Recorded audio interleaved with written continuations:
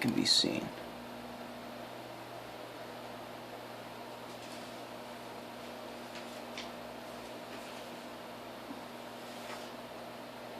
Alright. Hello everyone, my name is Cynthia Rogers and I want to welcome you to this presentation on a problem that plagues not only our company, but companies around the world: unproductive meetings. Today we're going to examine why many team meetings are often more unproductive than they are productive, and propose a pilot for the Phoenix office that will make your team meetings more productive for you.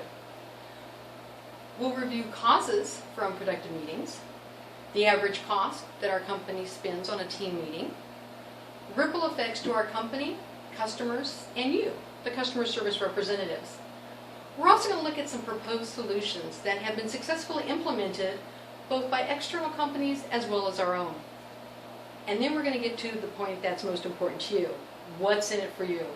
And finally, we're going to look at how we're going to evaluate this pilot program to see just how successful it is. As I stated, companies are plagued with unproductive meetings. In fact, annually, companies spend over $37 billion a year on unproductive meetings. Some of the causes include partial multitasking and daydreaming, the top two; disengaged remote participants, and these would be folks from our satellite offices who are calling in for meetings, as well as our work from home crew; checking emails, doing other work, constant multitasking, and yes, even dozing off. Now, I interviewed 10 of your fellow peers, CSRs, and 5 of our department managers to see if they thought this was a pretty good representation of our Phoenix office. And every single person admitted that at one time or another, they had been guilty of each one of these causes for unproductive meetings, including dozing off. Multitasking was primarily done for personal reasons, such as making shopping lists, checking emails, texting, that sort of thing. Some folks even admitted they actually play games on their phone underneath the table. Daydreaming was primarily connected to our lovely weather out here in Phoenix. When we're busy and we've got those back-to-back calls and it's a hectic day, a lot of folks said that they are usually daydreaming about what they'd rather be doing outside in our lovely weather than inside answering all those phone calls. Some of you may be guilty of that right now. So, weekly meetings are an investment the company does for us. It's so that we can offer the best provided customer service and also have the most knowledge available to us. The Phoenix office regularly schedules about 400 team meetings each week at an approximate cost of $477 each. This equates to approximately $191,000 a year that they're investing in us. This is huge, and it's obviously too large of an investment for them not to get a good return on. Managers and CSRs that I interviewed did admit that they felt the meetings most of the time were a waste of time. A lot of it got wasted, but none of them wanted to cancel it. For the CSRs, it's your time off the phone. It's your time away from having to deal with the back-to-back calls. And for the managers, they still need to be able to go over important information with you as a team. In fact, interviewing them both, each of them said that the meeting day was probably the best work day next to Friday. However, due to the high call volumes that we've been experiencing over the last 3 quarters, a lot of our team meetings have been canceled. So it's important that when a team meeting is held, it is productive. So we looked at some of the causes for unproductive meetings. Let's take a look at some of the solutions that have been successfully implemented by external companies as well as our own. So I went back to the 5 managers that I interviewed, and we went over each of these solutions to see how our company stacks up against the external companies. Having an agenda was the #1 priority on the sites. Having it and sending it out. While all of our managers were using an agenda, not all of them were sending it out in time to be viewed. In fact, the 2 that do send them out an hour prior to the meeting.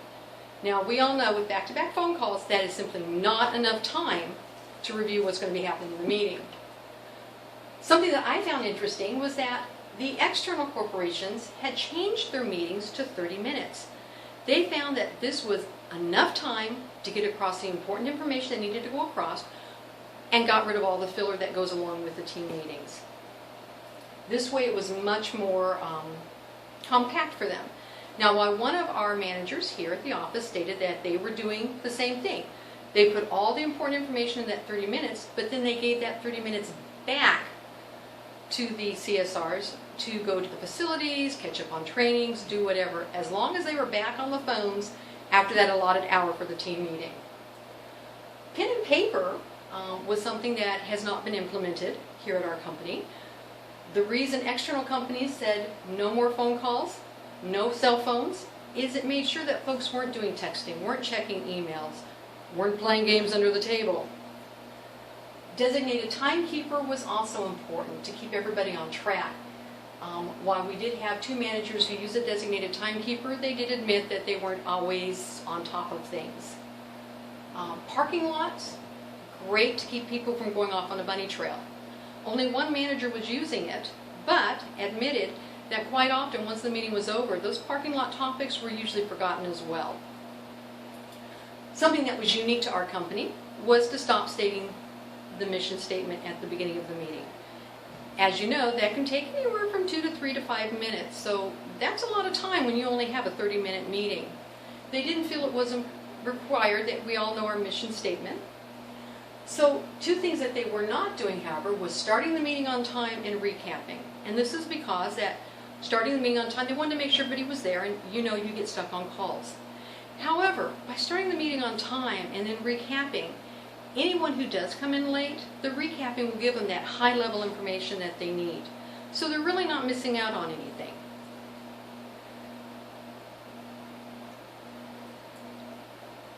So unproductive meetings also have a ripple effect that impact our company, our customers, and you, the customer service representatives. You are the face of our company. You are the person our customers interact with on a daily basis. When they call, they want to be taken care of immediately. When call volumes are high and back-to-back, you want and need a break, just to catch your breath. However, as I mentioned earlier, more often than not, our team meetings have been canceled on a regular basis due to the high call volume. The ripple effect to our company because of this is that there's poor customer satisfaction scores. Our numbers for customer surveys have gone down, while our attrition due to stressful work environment has actually gone up. We're losing good CSRs. Our customers are having to have longer hold times, which is of course impacting those customer service scores. So to you, the CSR, it means that you're stuck with back-to-back calls, your stress is up, and the morale is down. And let's face it, we've heard it, we've seen it on the floor.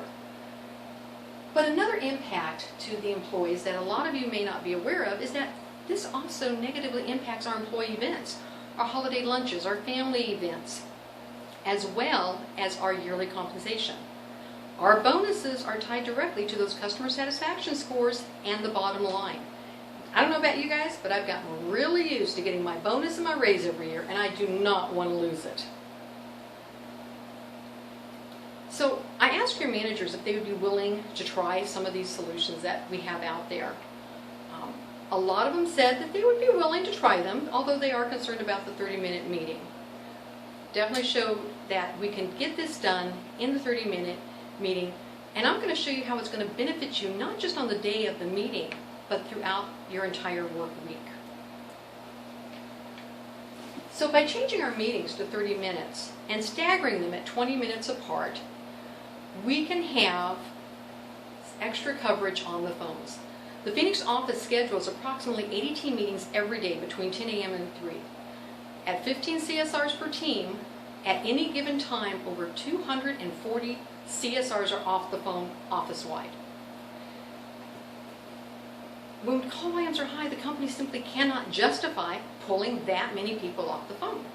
By changing the meetings to 30 minutes and staggering them, that would decrease the number to a minimum of 75 CSRs up to a maximum of 150 office-wide. If you stagger the different departments, because let's face it, you're going to be only concerned about your own department, the savings is even greater. So company-wide, during our meeting times, you would see there's 15 CSRs on the phone, up to 30 when the meetings are overlapping. But look what happens to the extra CSRs available to take calls. Department-wide, when there's 15 in a meeting, we have an extra 30 bodies on the phone taking those calls. So why is that important? Glad you asked. An extra 15 to 30 CSRs each hour can empty out our queues. If each one of those folks are taking 6 calls to 10 calls is the average, but let's just go for 6 calls. That equates to 90 to 150 less calls in queue every hour. For you, that means less stress. With this pilot program, we're going to get a guarantee that every week we're going to have a 30-minute team meeting, not to be canceled for any reason. By changing the meetings to 30 minutes, that actually allows our company to save over $80,000 a year per team. That is huge across the board. This means that we'll have more money available for those company events, like the family days and the barbecues. But once again, more importantly, it's more money available for our yearly bonus and our raises. And I don't know about you guys, but like I said, I want my bonus. So because of this, as I said, this is going to save us all kinds of money, and it's going to benefit you and your family in the long run. So how are we going to evaluate if the program is successful? We do need to do that. So it's important to know what's working, what's not. We can actually review systems and program data that's already in place. We already know from a day-to-day basis how many number of calls are in queues, what call has been waiting the longest to reach a CSR, how many CSRs are actually working versus how many are actually available. We're also going to monitor our customer survey scores for an increase in the satisfaction ratings. We want to see those go up. And we're also going to monitor the comments left concerning the wait times. Are they getting better? Are there negative feedback still? More importantly, we're also going to reach out to each and every Phoenix employee that is involved in this pilot. We need your feedback. Is it working? If it's not, why not? We're also going to look at our attrition rates to see, have they started going down? Is it a less stressful environment? You know, every time we lose a CSR, it adds to the stress and workload of those of us around us. It costs our money to replace them, and our customers may have to wait even longer to reach a CSR. We need to find a way to find out why the CSRs are leaving the company. This pilot project is designed to ease your workload, your stress, and provide you with a team meeting that will really be productive and guaranteed not to be canceled. As I said, I want to thank all of you for attending this presentation and for your future support as we strive to continuously improve the benefits of everyone, our company, our customers, and you, our CSRs, who are the face of our company. Thank you again. And are there any questions?